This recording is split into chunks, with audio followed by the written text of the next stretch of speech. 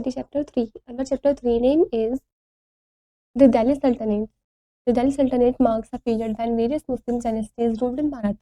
दिल्ली सल्तनत ने मार्क करा पीरियड जब काफ़ी सारी मुस्लिम डायनेस्टीज ने भारत पर रूल किया था. It spans from 1210 to 1526. ये स्पेन करता है 1210 से लेकर 1526 तक. In 1526 Mughals enter Delhi to end the sultanate period. 1526 में जो मुगल्स थे वे दिल्ली में एंटर कर रहे थे सल्तनत पीरियड को एंड करने के लिए, ख़त्म करने के लिए. Delhi was the capital of the sultan who conquered a large part of the subcontinent of Bharat. जो दिल्ली है वो कैपिटल सुल्तान की जो कॉन्क्वर्ड करते हैं भारत में सब कॉन्टिनेंट के लार्ज पार्ट को. During this period 5 dynasties rule in Bharat. इस पीरियड के दौरान 5 डायनेस्टीज ऐसी हैं जिन्होंने भारत पर रूल किया था. Let's have a look on all of this dynasties and their sultanate. चलिए देखते हैं इन सभी डायनेस्टीज के बारे में और इनके सुल्तान के बारे में. एस्टेब्लिशमेंट ऑफ दिल्ली सल्तनत. In 1178 Mohammad Ghori captured Rajput kingdom of Anhilwara and Peshwar.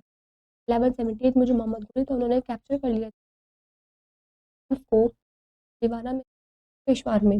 He also occupied the parts of Punjab and in 12th century wanted to invade Delhi with ruling by Prithviraj Chauhan, a Rajput ruler of Delhi and Ajmer of that time. और उन्होंने पंजाब के काफ़ी सारे part को occupied भी कर लिया था, उनके काफ़ी सारे पार्ट को 12th century में.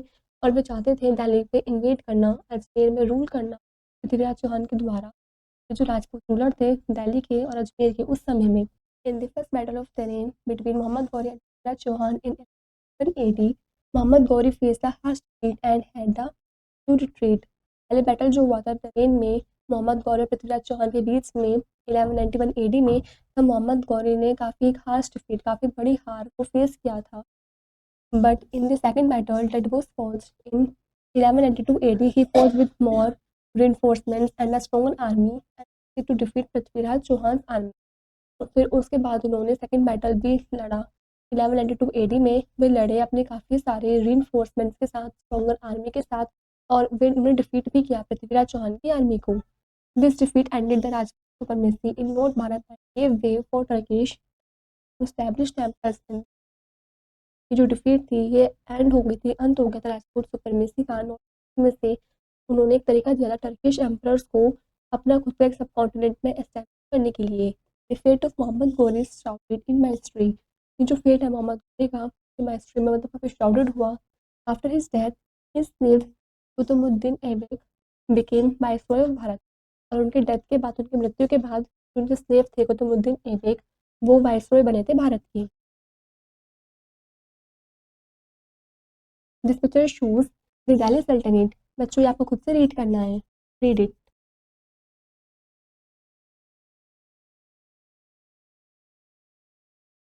Next is Mamuks. It means slave dynasty 1206 to 1290.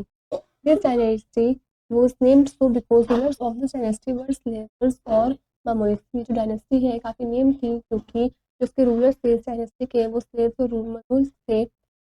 Iltutmish and Balban were slaves of Qutbuddin Aibak, who himself slave of Muhammad.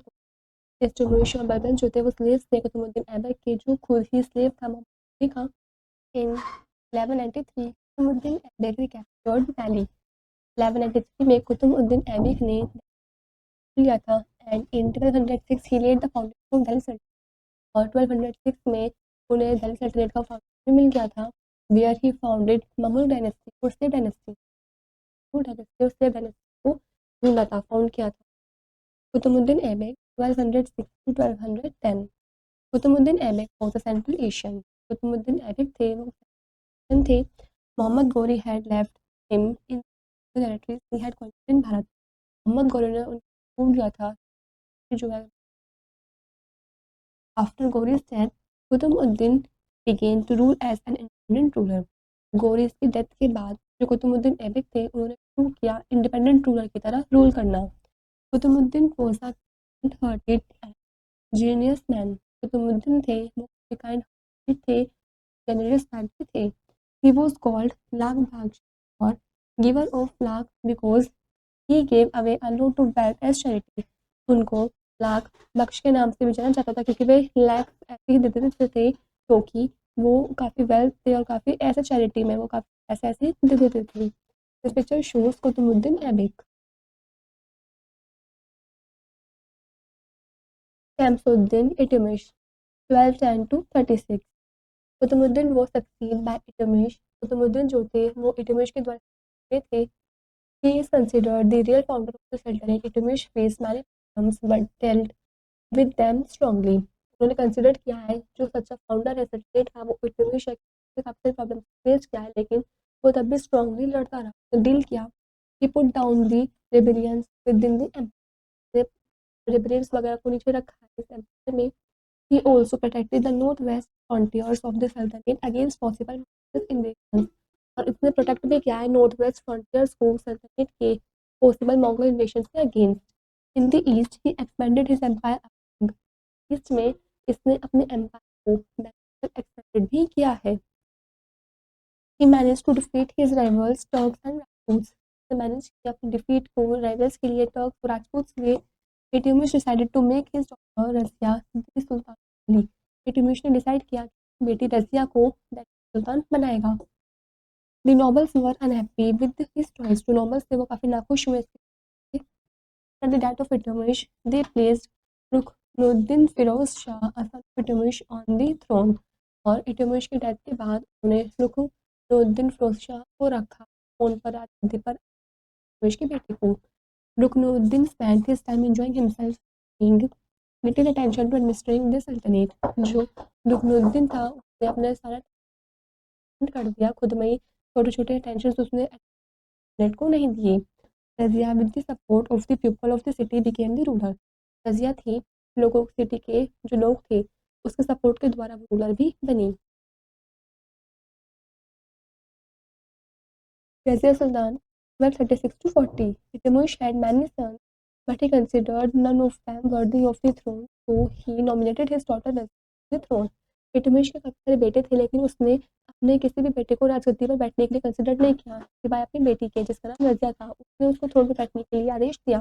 दस the nomination of a daughter to the throne in preference to son was a very bold and noble step. और जो nomination था बेटी के लिए राजगद्दी पर बैठना ये प्रेफरेंस था और बाकी बेटों के लिए काफ़ी बोल्ड और काफ़ी noble step. After becoming the ruler Razia refuse to be a puppet. Ruler बनने के बाद जो रजिया थी वो रिफ्यूज हो गई as a puppet. Discarded female dress and started holding court with the face unveiled. उसने डिस्कार्डेड की फीमेल ड्रेस वगैरह को और उसने कोर्ट को होल्ड करने के लिए शुरू कर दिया है बिल्कुल फेस अनवेल्ड के साथ। He even hunted and led the army in war.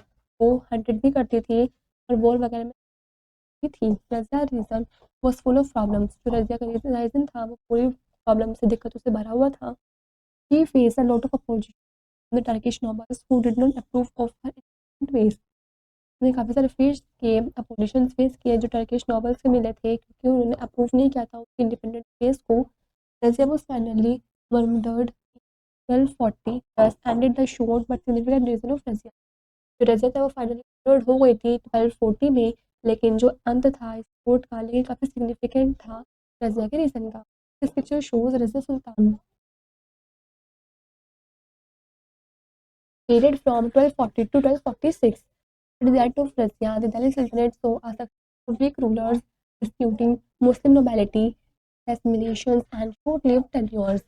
और रजिया की डेथ के बाद जो दिल्ली सल्तनत थी उसने एक सक्सेशन देखा वीक रूलर्स का, मुस्लिम नॉबिलिटी का और जो assassinations था जो शॉर्ट लिव टेन्योर्स थे। The corpse of 40 had made Bairam Shah the son of Iltutmish as the Sultan of Delhi। जो corpse of 40 था बैरम शाह जो बनाया था वो इल्तुतमिश का बेटा था वो दिल्ली का सुल्तान भी बना।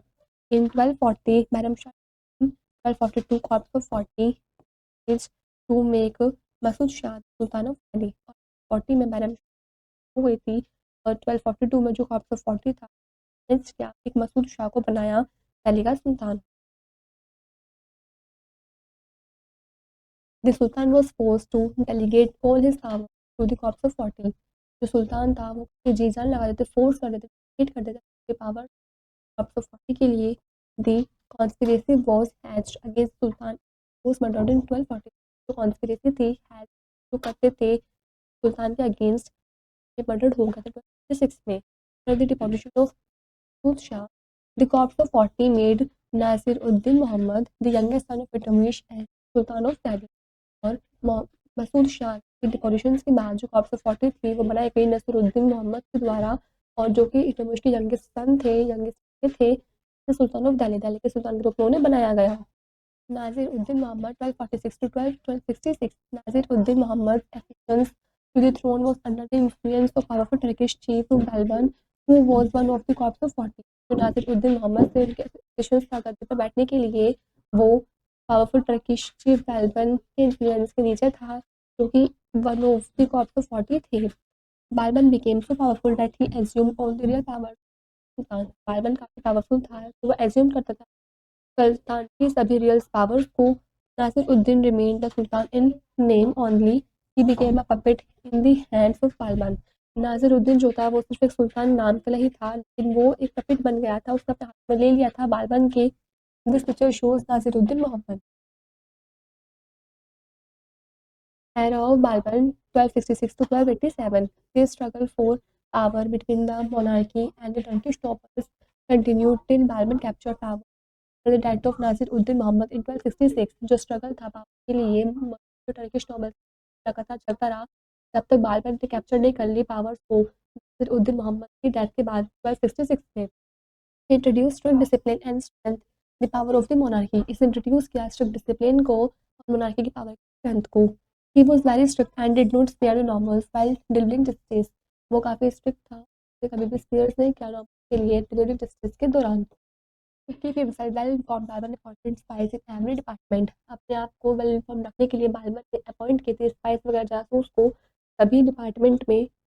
He also organized a strong centralist army both to deal with international forces and to repel the Mongols who posed serious threat to the Delhi Sultanate। और इसने ऑर्गेनाइज भी किया एक स्ट्रॉन्ग सेटेलाइट को, दोनों ही डील करने के लिए भी, इंटरनल डिस्टर्बेंसेस को भी, और मंगोल्स को रिपेल करने के लिए भी, जो पजेस्ट करते एक सीरियस थ्रेट को दिल्ली सल्तनत के लिए। Balban became the most powerful ruler of the slave dynasty, जो बाल्बन था वो काफ़ी पावरफुल रूलर बना स्लेव डायनेस्टी में। He was very particular in maintaining law and order and he gave harsh punishments to robbers and dacoits। वो काफ़ी particular था लोगों को मेंटेन करने के लिए, अपने ऑर्डर्स को मेंटेन करने के लिए, और वो काफ़ी हार्श पनिशमेंट्स भी देता था रोबर्स को, डेकोइट्स को। These harsh methods of Balban were called the policy of blood and iron and they had him to control the situation।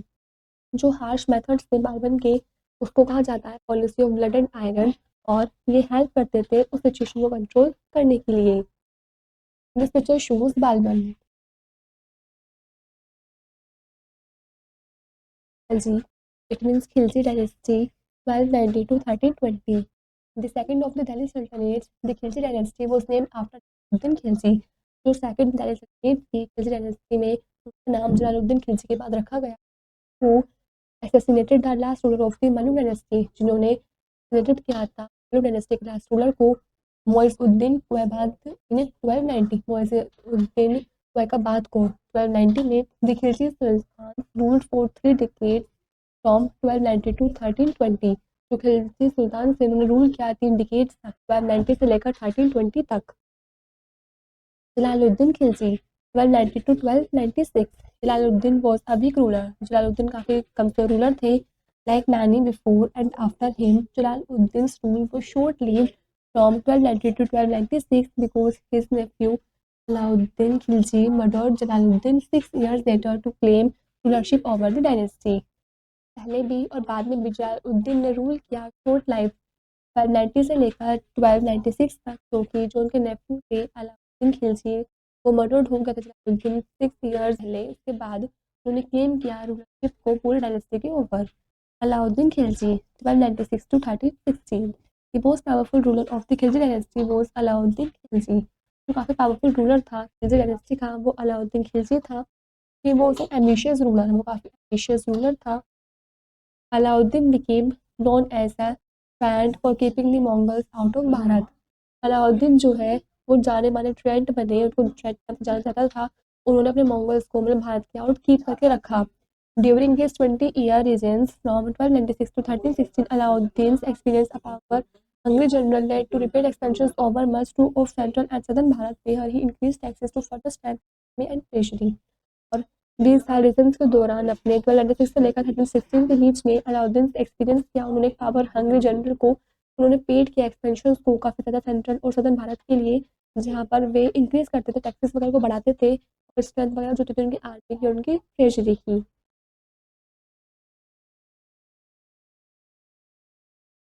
After his death in 1316, the dynasty started to crumble. Death के बाद 16 में जो dynasty थी वो crumble होना हो गई। The Inventor General of his armies and Hindu-born Muslims, Malik Kafur, attempted to take power but did not have the Persian authority. His 18 years old son took the throne instead, which he ruled for on 4 years from 1316 to 1320 before being murdered by Khusrau Khan, bringing an end to the Khilji dynasty. इनविच था general था और मुस्लिम से मलिक कुफर, उन्होंने attempt किया था ली थी, लेकिन वो मिल पाई थी जरूरी होती। अलाउद्दीन जो है 3 साल का जो बेटा राजगद्दी उसको मिल गई थी, रूल तक देखा 1320 खसराव खान के द्वारा मर्डर करने से पहले एक जो अंत हुआ था डायनेस्टी का। Market control Alauddin measures to market was regarded of the wonders of the world. तो अलाउद्दीन मेजर्स कंट्रोल करते थे मार्केट को, वो एक मार्केट ग्रेट वंडर वर्ल्ड के रिगार्ड करते थे। He fix the cost of all commodities from food grain, sugar, cooking oil to a needle and from costly imported clothes to horses and cattle. उनकी cost जो है वो fixed cost रखते थे सभी कम्युनिटीज़ पर, food grain, sugar, cooking oil से लेकर नीडल सुई तक और कॉस्टली इंपोर्टेड क्लोथ से लेकर हॉर्सेस और कैटल्स तक। Very harsh punishments were given if any shopkeeper charge a higher price और try to cheat by using false weights and measures. और काफ़ी हार्श पनिशमेंट भी दी जाती थी यदि कोई शॉपकीपर काफ़ी ज़्यादा हाई प्राइस चार्ज करता है या फिर वो चीटिंग करने की कोशिश करता है, गलत मेजरमेंट, वो गलत वेट को बढ़ा करके। These measures benefited the people, इस मेजर से लोगों को काफ़ी बेनिफिट होता था।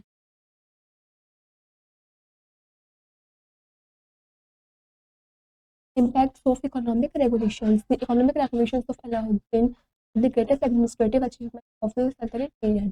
जो इकोनॉमिक रेगुलेशंस थी काफ़ी ग्रेटेस्ट एडमिनिस्ट्रेटिव अचीवमेंट बनी थी सल्टनत पीरियड के लिए। The prices remain steady and there was no change in them even after of rain और अदर कोर्सेज। जो प्राइस थे वो स्टडी थे, कोई चेंज नहीं होता था, कोई बदलाव नहीं होता था बारिश के बाद या कमी हो या ज़्यादा हो किसी भी कोर्सेज के दौरान। It was a unique and remarkable achievement, unique और रिमार्केबल अचीवमेंट थी। The success of this economic measures was largely due to the genius and success थी इस इकोनॉमिक मेजर्स की काफ़ी लार्जली थी जीनियस और पर्सनल के दौरान सुल्तान की। These measures fail to survive this death because they operate against economic flows. और लेकिन जो मेजर्स थे फेल्ड हो गए डेथ के लिए उसकी डेथ क्योंकि वो ऑपरेट करता था इकोनॉमिक लॉज के against.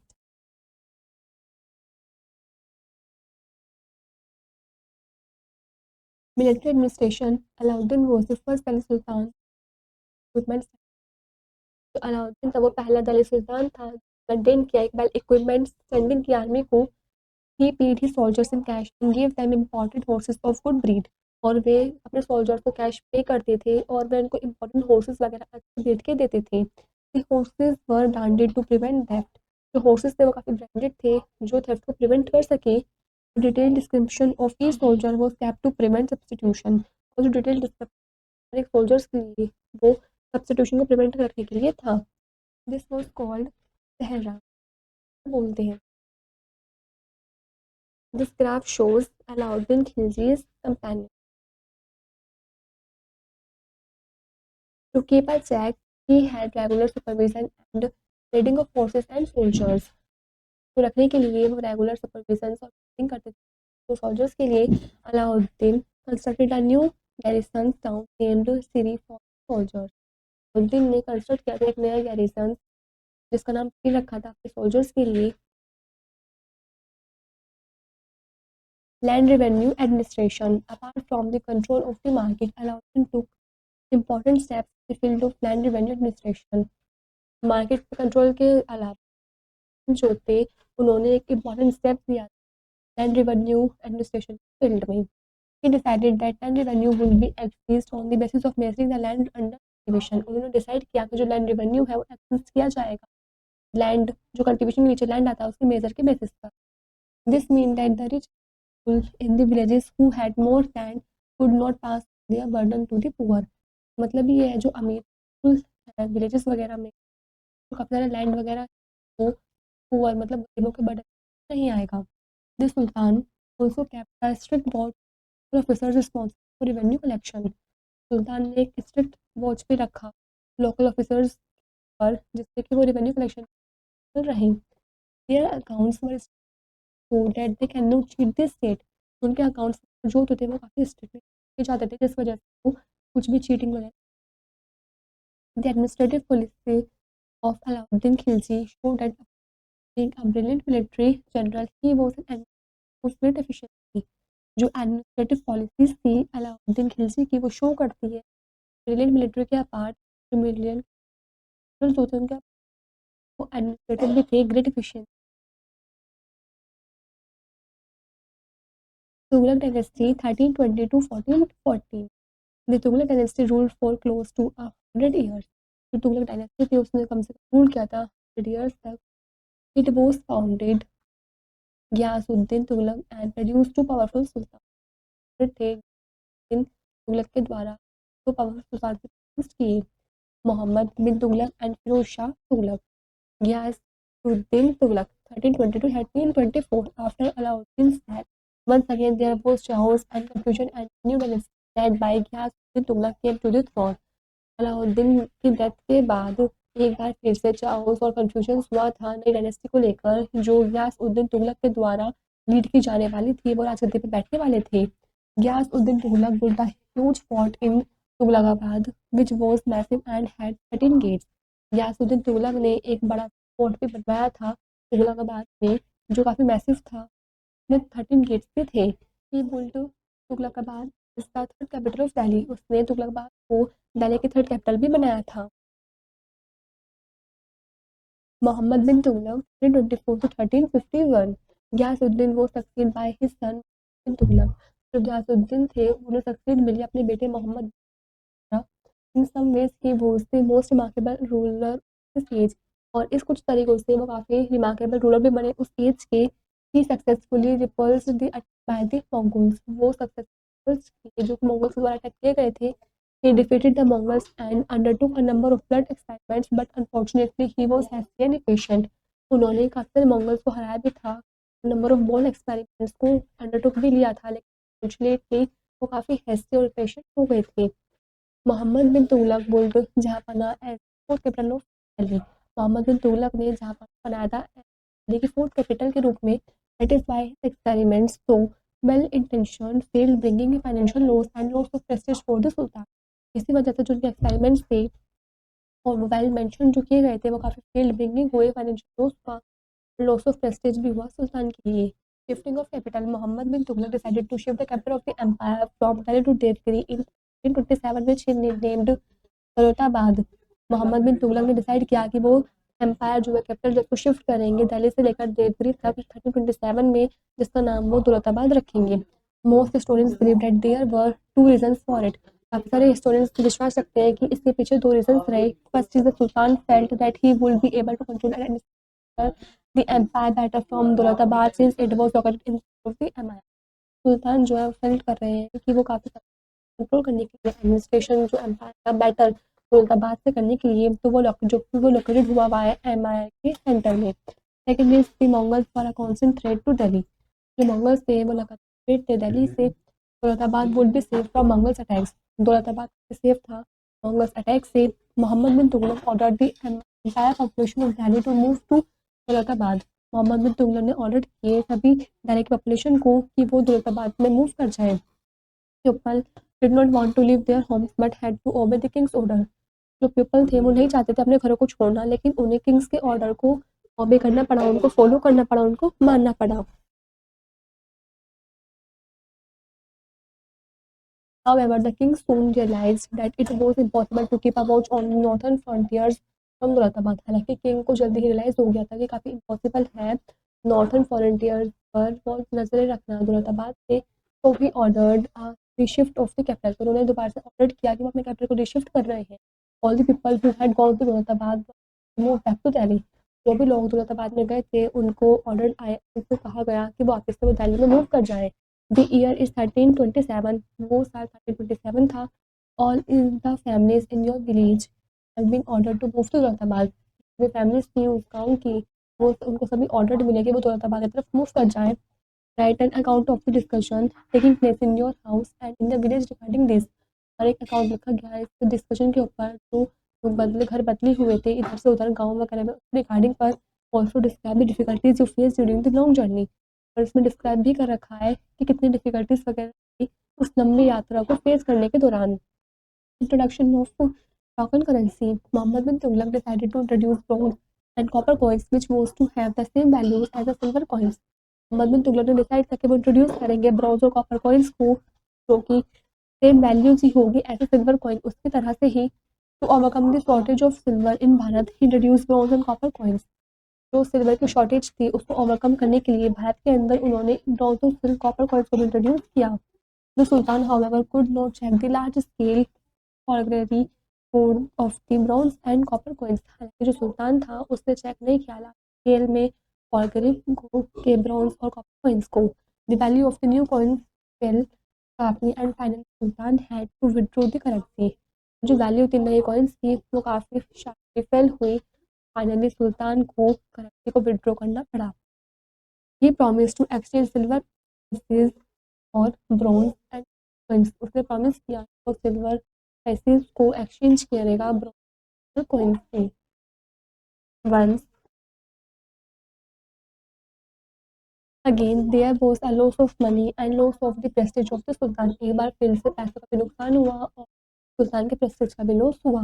People pay taxes with the token coins. People ने टैक्सेस वगैरह पे किए टॉकिंग के द्वारा। Taxation in the Doab. To increase revenue collection the sultan raised the land tax in the Doab region. Revenue collection को increase करने के सुल्तान ने रेज कर दिए लैंड को दोआब रीजन में। However the king's timing was not good. हालांकि किंग्स की टाइमिंग काफ़ी नहीं थी। The Doab was facing taxes at such a time was a mistake many peasants abandoned their land. जो दोआब थे उसने फेस की काफ़ी सारे टैक्सेस वगैरह को उस समय में, और काफ़ी मिस्टेक्स भी हुई थी, काफ़ी सारे पेजेंट्स वगैरह एंडोमेंट भी हुए थे अपने लैंड से। सम ऑफ देम रिवॉल्टेड, उनमें से कुछ रिवॉल्टेड भी हुए थे। Ultimately the sultan had to withdraw his order. Ultimately बात ये है कि सुल्तान को अपने ऑर्डर को विथड्रॉ करना पड़ा।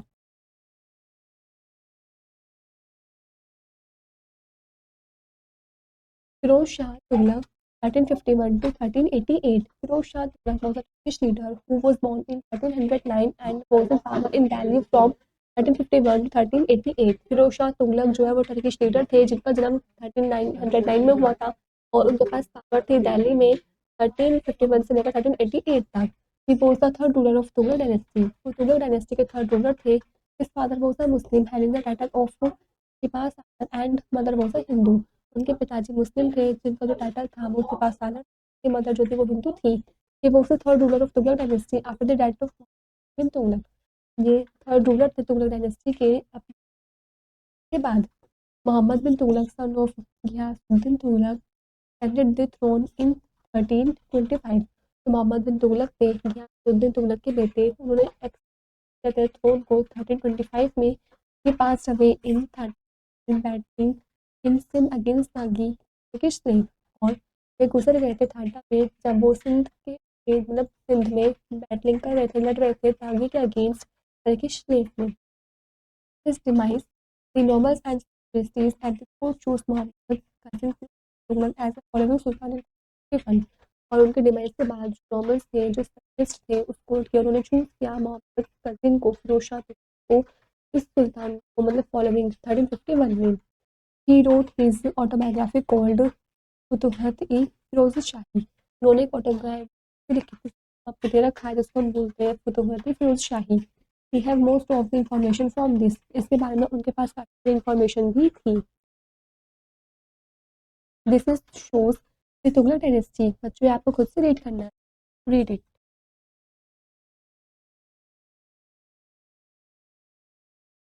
Next is his rule. Firoz was majorly dependent on commander Malik Maqbul who accepted इस्लाम पर ही वाज अरेस्टेड। जो फिरोज थे वो मेजरली डिपेंडेंट थे और पहले कमांडर पर मलिक मकबूल थे, उन्होंने कर लिया था इस को अरेस्टेड होने के बाद, क्योंकि वे अरेस्टेड हो गए थे। सुल्तान यूज्ड टू कॉल हिम खानी आई, व्हिच मीन रियल रूलर। सुल्तान उनको खानी आई बोलते थे, जिसका मतलब है रियल रूलर।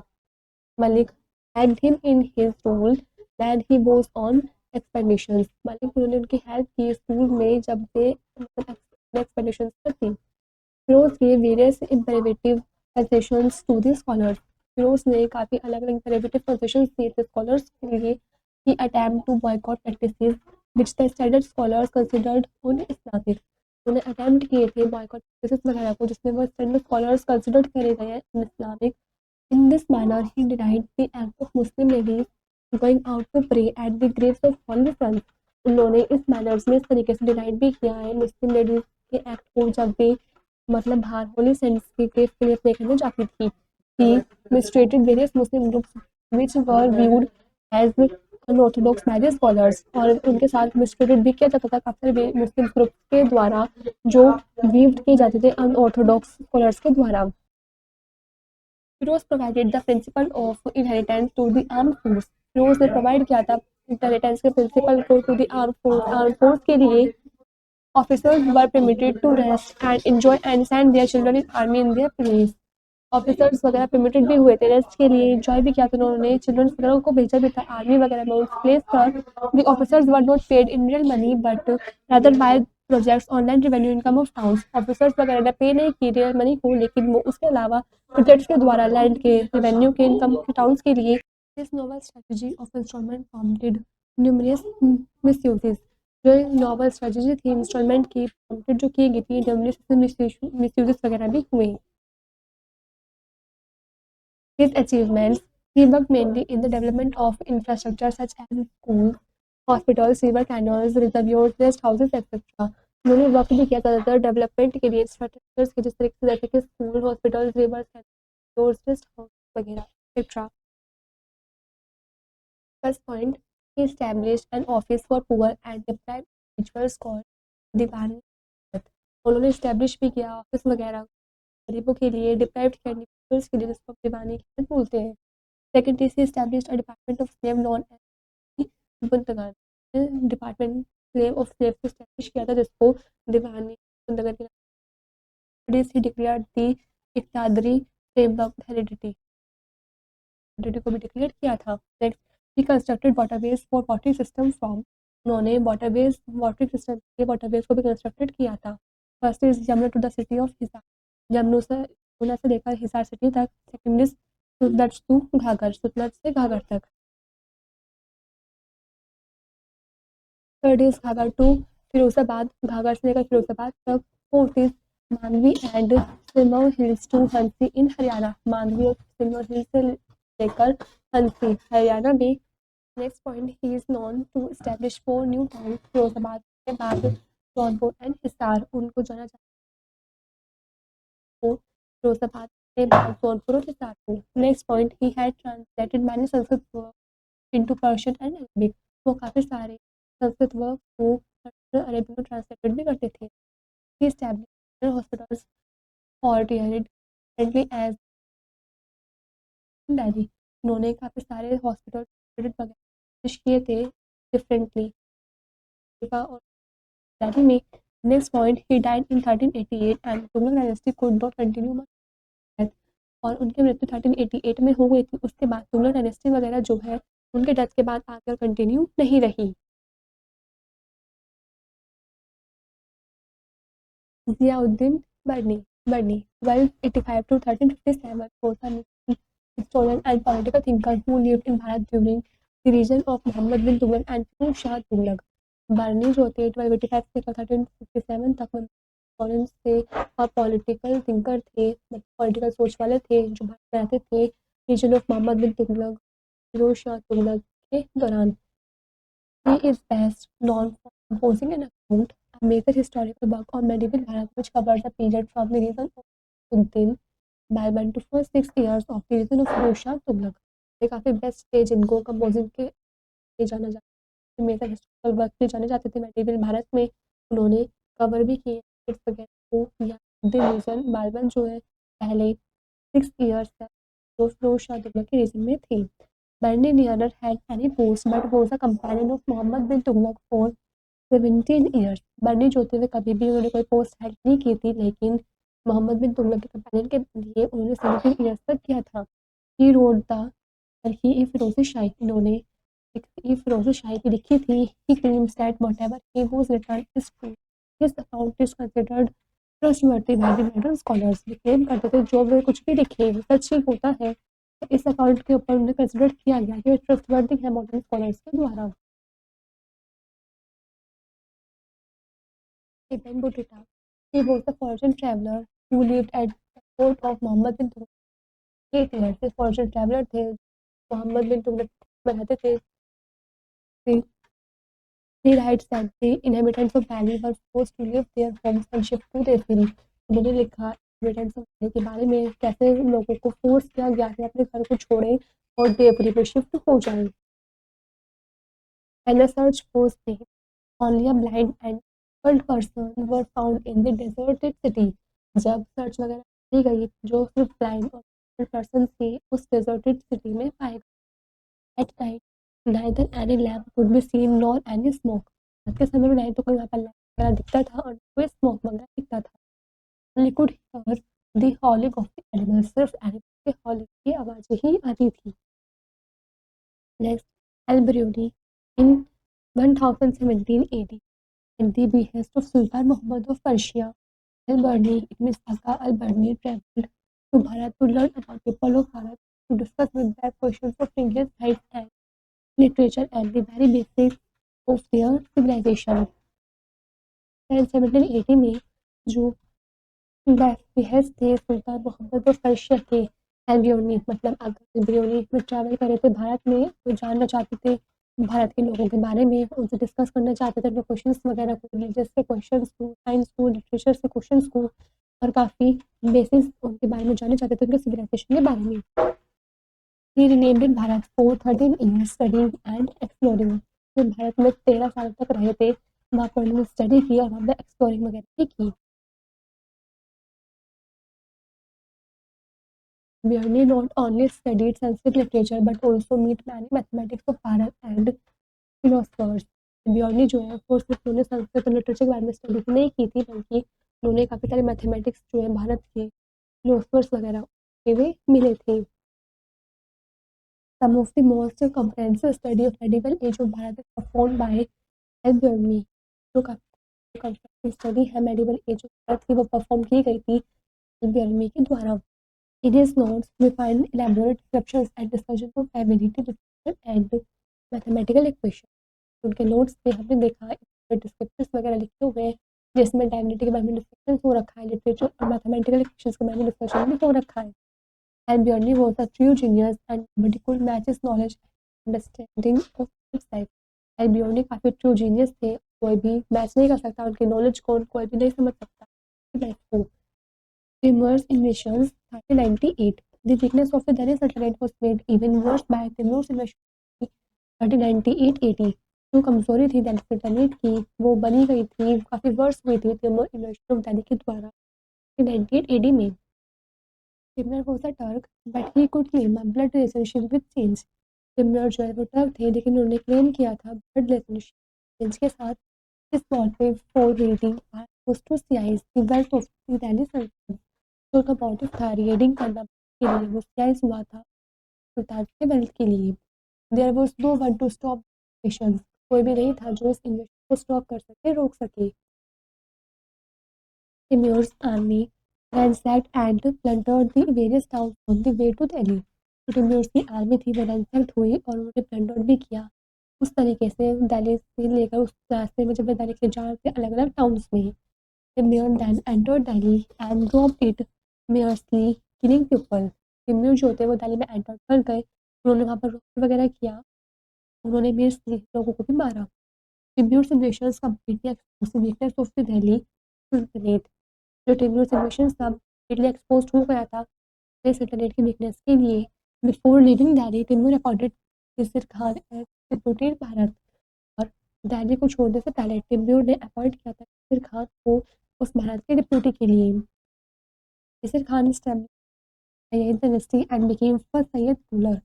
यजीद खान जो थे उसने सैयद डायनेस्टी को इस्टेब्लिश किया था और वो पहले सैयद रूलर भी बने थे। The Sayyid dynasty 1414 to 1451.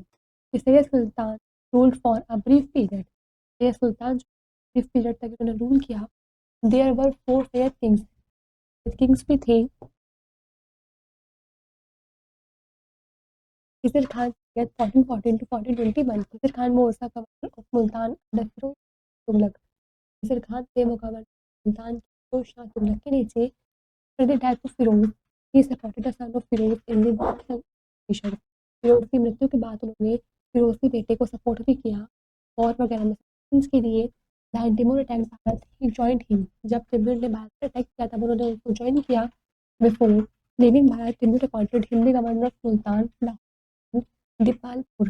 और भारत को छोड़ने से पहले टिमूर ने अपॉइंट कर दिया था गवर्नर सुल्तान और तुर्को Wazir Khan conquered of Delhi in 1440 and started the ruler of the Sayyad। जो वजीर खान था वो कॉन्क्यूर्ड हुआ दिल्ली का 1440 में और उसने सयाद पर मतलब रूल करना स्टार्ट कर दिया। Mubarak Shah Sayyid 1421 to 1434। Mubarak Shah succeed his father. Mubarak Shah होते सक्सीड हुए अपने फादर से, अपने पिता से। He was a man of vision and could have reviewed the old glory of the sultanate. ये मैन ऑफ विजन थे, उन्होंने रिव्यू भी किया था कि ओल्ड ग्लोरी को। The normals however were against him. जो नॉर्मल्स थे हालांकि उनके खिलाफ थे, उनके अगेंस्ट थे। Most of his time was spent controlling them. सारा टाइम तो वे अपना स्पेंड कर देते उनको कंट्रोल करने में। मोहम्मद शाह सैयद 1434 to 1443। मोहम्मद शाह मुबारक शाह जो मोहम्मद शाह के नेफ्यू थे। The normals very powerful during his season. Normal से वो काफ़ी पावरफुल भी है। सीजन के दौरान Alauddin Alam Shah Sayyid 1451। Alam Shah was the next ruler. Alam Shah थे इन 1451 ही लोग सारे टू लोधी और 1451 में उन्होंने दिल्ली को लॉस कर दिया। लोधी के लिए with this a brief rule Syed सल्तनत केम टू एन एंड। इस तरीके से इसी के साथ जो ब्रीफ रूल था सैयद सुल्तान का वो अंत पे आ गया। The Lodi dynasty 1451 to 1426. The Lodi dynasty was the first Afghan dynasty in Bharat during the Sultanate period who ruled from AD 1451 to 1526। जो लॉडी डायनेस्टी थी वो फर्स्ट अफगान डायनेस्टी थी भारत में सल्तनत पीरियड के दौरान। उन्होंने रूल किया था AD 1451 से लेकर 1526। This dynasty replace the heir dynasty and period of administration in the army, gearing up the machinery, land revenue administration, expansion and improvement of the cultivation and care of the people। ये जो dynasty थी उन्होंने replace की गई थी। ये dynasty के द्वारा एक पीरियड था का एडमिनिस्ट्रेशन में स्ट्रेंथनिंग द आर्मी के लिए और मशीनरी लैंड रेवेन्यू एडमिनिस्ट्रेशन में गियरिंग अप करने के लिए, पेंशन और कल्टिवेशन में इम्प्रूवमेंट के लिए और लोगों के वेलफेयर के लिए। Next is Bahlul Lodi 1451 to 1489। The first Lodi ruler वो लोधी, पहला लोधी रूलर थे वो बहलुल लोधी थे। He tried to consolidate the fragmented सल्तनत। उन्होंने कोशिश की कंसोलिडेट करने फ्रैगमेंटेड सल्तनत के लिए। ही रिमूव्ड रिबेलियस और लोअल अफगान्स इन देयर प्लेस। उन्होंने रिमूव किए थे रिबेलियस गवर्नर्स को और रॉयल अफगान नोबल्स को अपॉइंटेड किया। उन्होंने उस जगह पर at the time of his death the सल्तनत बिहार। और उनकी मृत्यु के समय में जो सल्तनत थी वो स्ट्रेच हो गई थी पंजाब से बिहार तक।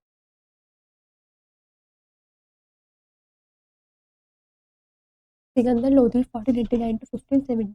The most powerful Lodi ruler was Bahlul son Sikandar Lodi. जो लोधी रूलर था वो Bahlul Sikandar Lodi. He annexed Jaunpur and Bihar and signed a treaty of friendship with the ruler of किया था। ट्रीटी ऑफ भी किया था बंगाल के रूलर के।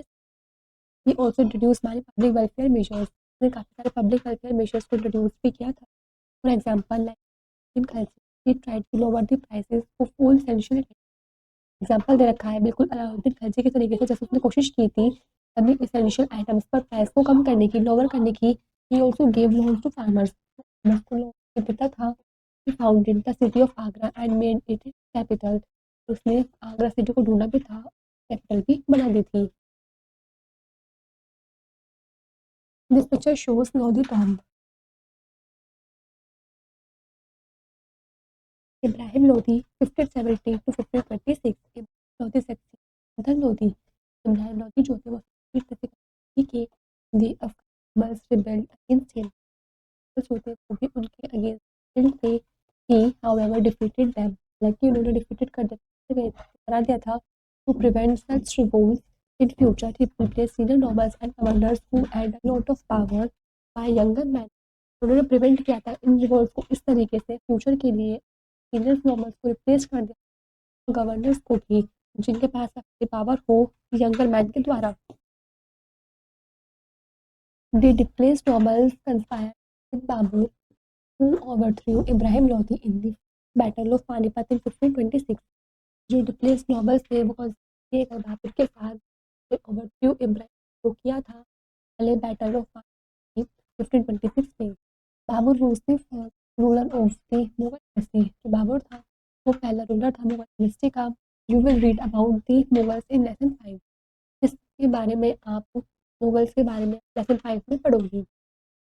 द सल्तनत administration, central administration, unit government was the centralized and the democratic nature of an Islamic state, जो सल्तनत गवर्नमेंट थी उसके पास इंटेंसिटी थी डेमोक्रेटिक नेचर की स्टेट में। The sultan used to appoint press minister, जो सुल्तान था प्रेस मिनिस्टर्स को अपॉइंट करने की। फिर और the prime minister had great authority and all the officers were appointed by him only, या फिर जो प्राइम मिनिस्टर थे उनके पास great authority होती थी सभी ऑफिसर को खुद से अपॉइंटेड करने की। He was the advisor of the Sultan in the administrative affairs में ये एडवाइजर की। The Delhi Sultanate was never branched into concentrated province with uniform administrative system, Delhi सल्तनत थी वो कभी भी ब्रांच नहीं हो पाती स्टैंड प्रोविडेंस में यूनिफॉर्म एडमिनिस्ट्रेटिव सिस्टम के साथ। दिल सल्तनत वाज अ सेंट्रलाइज्ड मोनार्की, ये सल्तनत काफ़ी सेंट्रलाइज्ड मोनार्की थी। None of the sultan Delhi thought of recognising the providence on a uniform basis, कोई भी सुल्तान जो है दिल्ली का कुछ नहीं सोच सकता है इस recognition the providence on a uniform basis के उसमें। Division of empire, the sultanate was divided in subas or provinces, जो सल्तनत है वो डिवाइडेड हुई थी सुबह, उसमें each province was divided into which were further divided into parganas and into villages, ये हर एक जो प्रोविंसेस थे तो डिवाइडेड हुई भी है शिफ्ट में, जो कि आगे डिवाइडेड हुई भी है फिर parganas villages में। They had Ofa Subah was called Mufti, while that of a Twig was called a Twigdar, जो हेड है सुबह का पता था जब जो स्विग थे उनको स्विगर थे। The paragraph was headed by Amir, है वो अमीर के द्वारा हेड हुए थे। The village had been were called mountain and Patwari and honors Escar, जो villages had been से उनको कहा जाता थे ऑनलाइन ऑनर्स जो थे वो कहा जाता था। Economic tools Aladdin Khilji fixed the prices of basic utility items in order to keep his soldiers and pupils happy. Alauddin Khilji जो है वो सभी बेसिक यूटिलिटी के ऊपर प्राइसेस को फिक्स करके रखते थे, इस तरीके से वो अपने सोल्जर्स को और पीपल को खुश रख सकते थे। He appointed Shehnaaz to keep an eye over the malfunctioning in the trade, उन्होंने शहनाज अपनी आंखों के सामने सभी माल फंक्शनिंग ट्रेड में होते हुए देखने के लिए। No one could charge higher price, कोई भी हायर प्राइस को चार्ज नहीं कर सकता। If anyone found doing so he was punished severely, यदि कोई ऐसा करते हुए पकड़ा जाता था तो उसको हार्श पनिशमेंट भी दी जाती थी। This where the chapter is complete.